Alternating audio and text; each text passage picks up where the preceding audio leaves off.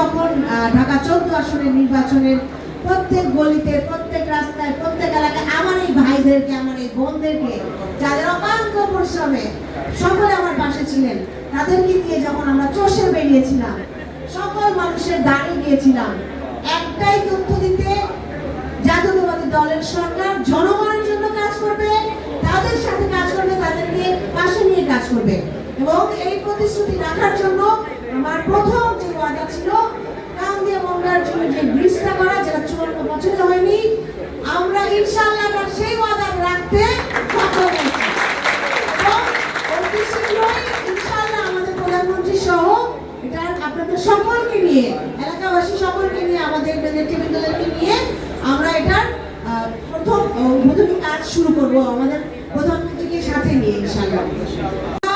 বাংলাদেশ জাতীয়তাবাদী দল সরকার গঠন করার পর থেকে আমাদের প্রধানমন্ত্রী জনাব তারেক রহমানের নেতৃত্বে যেই ওয়াদাগুলো আমাদের ছিল, যে প্রতিশ্রুতিগুলো ছিল 31 দফায়, প্রত্যেকটাতে আমরা কাজ করে যাচ্ছি। আপনারা জানেন সারা বাংলাদেশে এবং এই বাজেটে আপনারা দেখতে পেয়েছেন শিক্ষা খাত, স্বাস্থ্য খাত, এগুলোতে সবচেয়ে বেশি বরাদ্দ দেওয়া হয়েছে। পরিবেশ খাতে অনেক বরাদ্দ দেওয়া হয়েছে। প্রত্যেকটার জন্য শুধুমাত্র জনগণকে সামনে রেখে মানুষের ভালো করার জন্য এই খাতগুলোতে বরাদ্দ করা হয়েছে। এবং আমার মনে হয় এইগুলো হচ্ছে সরকারের ইনভেস্টমেন্ট, জীবনমান উন্নয়নের জন্য একটা জীবন বান্ধব যে বাজেট এসছে, আমরা সেটাকে সাধুবাদ জানাই। এই জন্য আমাদের প্রধানমন্ত্রী, আমাদের অর্থমন্ত্রীকে আন্তরিকভাবে ধন্যবাদ জানাই।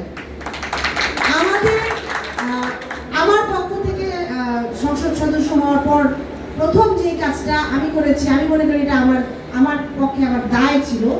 আমি যখন ঢাকা 14 আসনের নির্বাচনের প্রত্যেক গলিতে, প্রত্যেক রাস্তায়, প্রত্যেক এলাকায় আমার এই ভাইদেরকে, আমার এই বোনদেরকে যাদের অক্লান্ত পরিশ্রমে সকলে আমার পাশে ছিলেন, তাদেরকে নিয়ে যখন আমরা চষে বেরিয়েছিলাম, সকল মানুষের দাঁড়িয়ে দিয়েছিলাম একটাই তথ্য দিতে, জাতীয়তাবাদী দলের সরকার জনগণের জন্য কাজ করবে, তাদের সাথে কাজ করবে, তাদেরকে পাশে নিয়ে কাজ করবে।